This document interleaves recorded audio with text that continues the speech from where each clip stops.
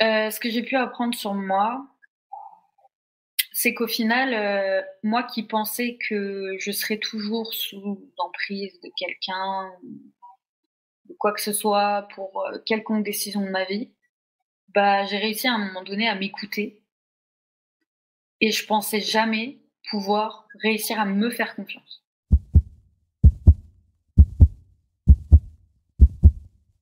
Bienvenue dans Adoption, graines d'amour, le podcast qui plonge au cœur des histoires poignantes et inspirantes de ceux qui ont été touchés par l'adoption. Je suis Hélène Laloux, conférencière formatrice, coach, éducatrice spécialisée et maman de 2 adorables petites filles âgées de 6 et 12 ans. Mon histoire commence à plus de 7000 km de la France, en Inde, avant que je sois adoptée à 16 mois par une famille du nord de la France. Mon parcours personnel m'a conduit à explorer les multiples facettes de l'adoption et à partager ces récits extraordinaires avec toi. Ici, tu découvriras des témoignages vibrants de parents qui ont adopté, de personnes qui ont été adoptées au parcours unique, de parents biologiques ayant pris la décision de confier leur enfant et de tous les membres de la famille impliqués dans ce monde complexe et émouvant de l'adoption. Mes invités partagent des récits de résilience, d'amour inconditionnel, de perte et de découverte de soi. Chaque épisode dévoile des parcours exceptionnels où espoir et douleur, joie et défis s'entrelacent. L'adoption, avec ses multiples facettes, révèle comment les liens du cœur peuvent transformer des vies et surmonter des épreuves significatives. Chaque histoire d'adoption est un voyage d'émotions et de révélations qui mérite d'être entendu. Comment trouver sa place dans une nouvelle famille? Comment forger son identité entre 2 histoires de vie? Comment vivre pleinement l'amour malgré les blessures? Nous explorerons ces thèmes avec profondeur et empathie. Ce podcast célèbre la diversité des expériences humaines et explore la puissance transformatrice de l'amour. C'est un hommage aux liens qui nous unissent, au-delà des différences et des épreuves. N'oublie pas, chaque rencontre peut tisser des liens qui changent une vie.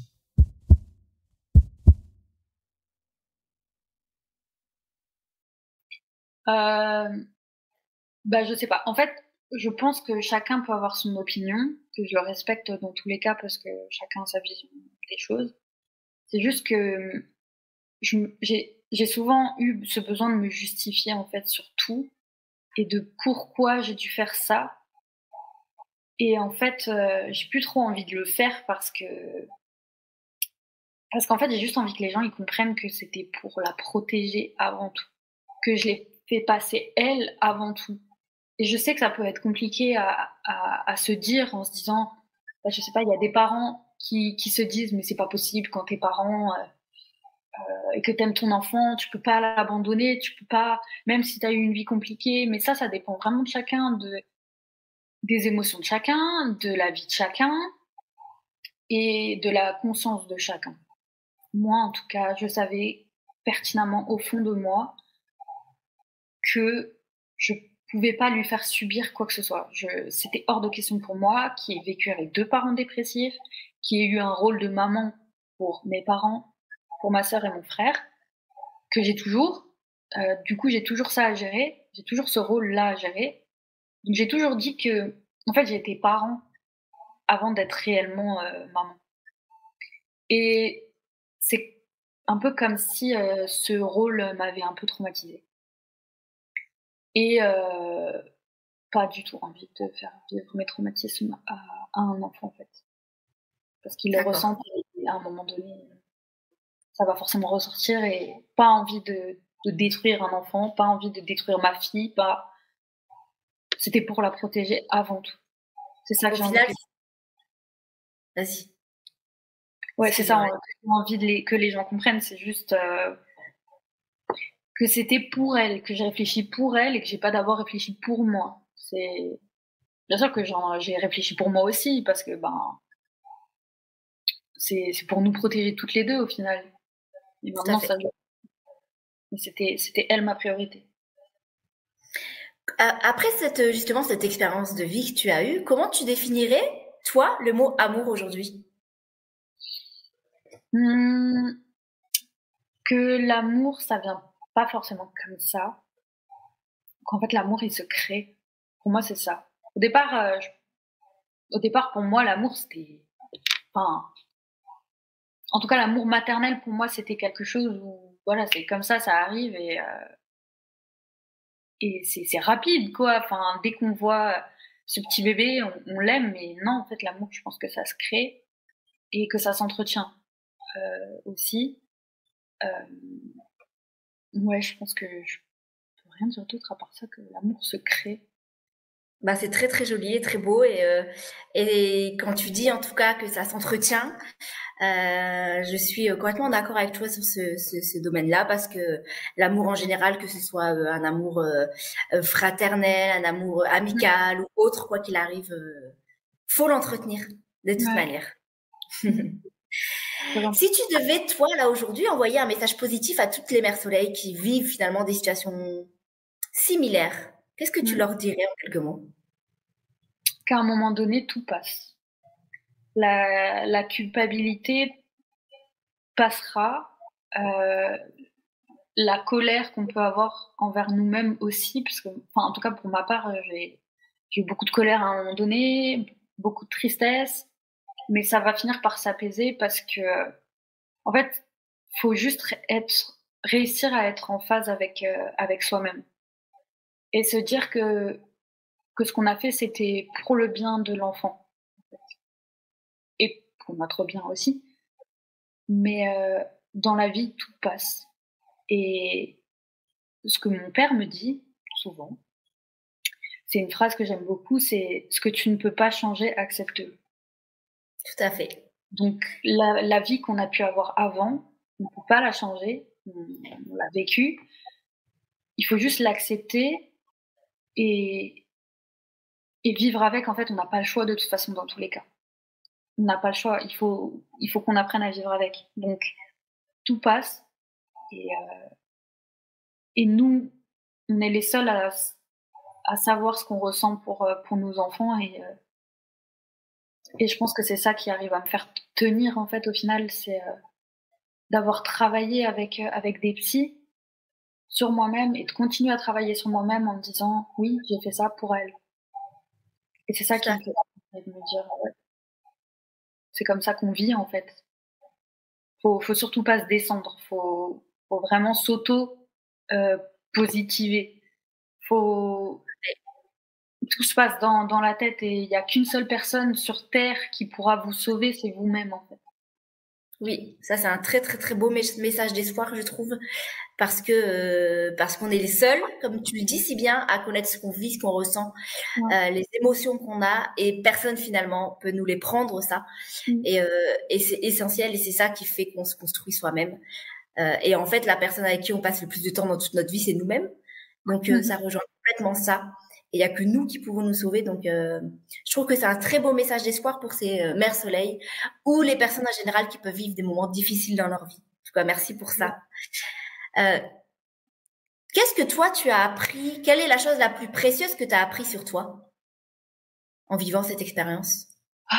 Alors là, très bonne question. Ce que j'ai pu apprendre sur moi, c'est qu'au final, moi qui pensais que je serais toujours sous l'emprise de quelqu'un, de quoi que ce soit, pour quelconque décision de ma vie, bah, j'ai réussi à un moment donné à m'écouter. Et je pensais jamais pouvoir réussir à me faire confiance. Et dans toute cette histoire, j'ai réussi à me faire confiance et à m'écouter. Et c'est la meilleure chose qui aurait pu m'arriver en fait. C'est de me faire confiance. Top, c'est génial ça, parce que la confiance c'est tellement important dans la vie pour dépasser tous les événements de la vie, quoi qu'il arrive, que si cet événement a pu en tout cas t'apporter cette chose-là précieuse, et ben j'espère que tu vas la nourrir et la faire grandir au fur et à mesure des années pour toi. Ouais, là vraiment, au plus ça avance et au plus moi je commence à aller mieux, mais dans ma tête, il y aura toujours Nina. Ça c'est superbe. Et si ton cœur il pouvait parler maintenant, qu'est-ce que tu penses qu'il dirait? Je sais pas. Je sais pas. Parce que quand je parle de cette histoire, de toute façon, mon cœur, je pense qu'il rassurerait, il me rassurerait moi et il rassurerait la petite aussi parce que c'est toujours ma priorité. Même encore maintenant, hein, j'ai plus aucun droit, mais ça restera ma priorité pour toute la vie en fait. Et il me dirait, ouais, n'aie pas peur de ce que tu ressens et tu sais que tu l'aimes en fait. Donc ouais, par rapport à tout ça, c'est ce qu'il dirait. En tant que cœur, je suis au courant et je sais que j'aime Nina. Super. Et comment tu visualises finalement la force et la résilience d'une mère soleil? Par rapport à ce genre de décision? Par rapport à ce que tu veux, par rapport à ton expérience de vie tout simplement, et à la suite de ce qui s'est passé pour toi dans la vie.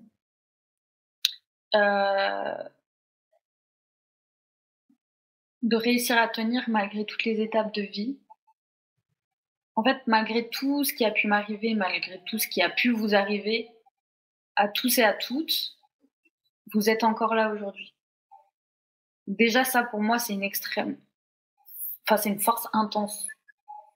Et de réussir à prendre ce genre de décision après, et de réussir à tenir, parce que quoi qu'on en dise, même si on culpabilise, même si on est très triste, on est encore là et on arrive à tenir. Et pour moi, c'est ça la force, en fait. Et puis c'est pareil, c'est comme un peu l'amour, ça se crée aussi, ça vient pas comme ça, C'est du travail. Travail, ouais. C'est du travail et de toute façon, tout le monde est fort. J'adore cette phrase. C'est ça, c'est trop ça. Je suis persuadée que tout le monde est fort et qu'il faut réussir à puiser en nous, du plus profond en tout cas qu'on peut, pour à un moment donné dépasser chaque événement de vie qui peut être douloureux, difficile, traumatisant. En tout cas, t'en es la preuve que c'est possible, vraiment. Ouais, un petit peu. Maintenant, j'arrive à me servir. Beaucoup. Moi, je trouve que t'en es vraiment la preuve et que, au vu de ton histoire, en tout cas avant l'arrivée de Nina et la suite, c'est aussi pour ça que j'ai créé aussi l'association Les Mères Soleil, parce que je trouve qu'il faut un courage, un amour incroyable pour réussir en tout cas à offrir cet amour-là à son enfant, à se mettre de côté en partie pour le bien-être et par amour pour son enfant, et je trouve ça juste remarquable. Et si cette association et donc ton témoignage peut permettre aussi que la société change son regard là-dessus, ce sera génial. Et en fait, je trouve que ce sera à la fois génial pour les mères soleil et génial pour tous ces bébés et tous ces enfants qui grandissent, parce que ce conflit de loyauté, quoi qu'il arrive à un moment donné. Et c'est essentiel aussi que eux, ces enfants, se disent, j'ai le droit de penser à ma maman, j'ai le droit de penser à mon papa. C'est aussi pour ça que je l'ai fait, parce que on peut pas zapper et oublier, en tout cas ses parents biologiques. Et ça peut arriver des fois dans l'adoption, et c'est surtout ce que je ne veux pas. C'est pour ça que je ne voulais pas mettre les mères de l'ombre, parce que c'était le terme utilisé pendant des années. Je trouve ça très moche, et que j'ai changé, que j'ai voulu mettre les mères soleil, parce que incroyable. À vie, ça reste à vie. C'est 9 mois quoi qu'il arrive, et après le temps ou pas qu'il y a eu ensuite après la naissance, mais moi je considère que c'est essentiel en tout cas qu'elle ne soit pas oubliée et jamais oubliée. Ça légitimera aussi tous ces enfants qui se sont pas légitimes de penser à elle et qui en souffrent en silence des fois. En tout cas, moi, c'est ce que j'ai vécu. Et donc, je trouve toutes leurs pensées aussi et tous leurs sentiments qui sont importants quoi qu'il arrive, peu importe le sentiment que ça puisse être. Il peut y avoir de l'incompréhension, de la tristesse ou de l'amour qu'ils ressentent quand même. Tout est légitime. C'est ça, et ça c'est essentiel, et de pas oublier cette partie-là de la vie d'un enfant, en tout cas quand il arrive. J'aurais une dernière question à te poser, même si tu as un petit peu répondu finalement dans l'interview. Qu'est-ce qui a fait que tu as tout de suite dit oui pour cette interview avec les Mères Soleil? Alors, pour moi, c'est, comme je te l'ai dit, l'interview la plus importante que j'ai pu faire jusqu'à aujourd'hui. Parce que j'ai jamais... Avant de prendre la décision que j'ai prise, j'ai jamais eu de soutien. Et en faisant des recherches un petit peu, j'ai jamais trouver 2 personnes avec le même vécu que moi. Enfin, pas forcément la même vie que j'ai pu avoir, mais avec les mêmes façons de penser que moi sur la parentalité et sur mes sentiments, en fait.